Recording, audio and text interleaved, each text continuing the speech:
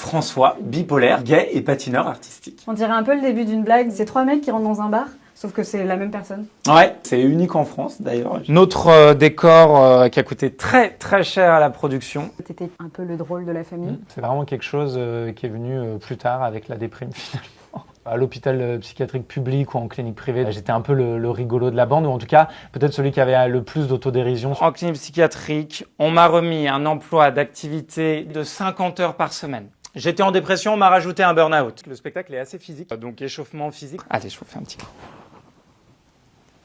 J'avais envie de parler et de patinage et de santé mentale. Et puisque j'ai fait beaucoup de danse, le retranscrire sur scène. Je peux vous faire un saut comme ça. Le patinage, j'ai commencé très tôt, à l'âge de 7-8 ans. C'était quelque chose qui était très peu commun dans l'Ain, à côté de Bourg-en-Bresse. Mon père m'a beaucoup soutenu. Lui, il faisait des courses d'enduro, il fait de la motocross, il fait du quad et j'aime beaucoup ça. J'ai failli arrêter, j'avais commencé à prendre des cours de tennis et c'est un peu lui qui a insisté pour que je reprenne parce que je crois qu'il voyait que j'étais assez triste sans patinage. Est-ce que tu continues à t'entraîner un petit peu au patinage ou t'as Ouais, complètement arrêté ? carrément. 1 ou 2 fois par semaine. Tu pleures, tu sors. Les sports en plus dits très masculins ont souffert du fait qu'on puisse pas libérer la parole. Et d'ailleurs, là on parle de la santé mentale, mais ça a été pareil pour l'homosexualité. Qu'est-ce qui fout plus la pression, préparer les JO ou préparer un spectacle ?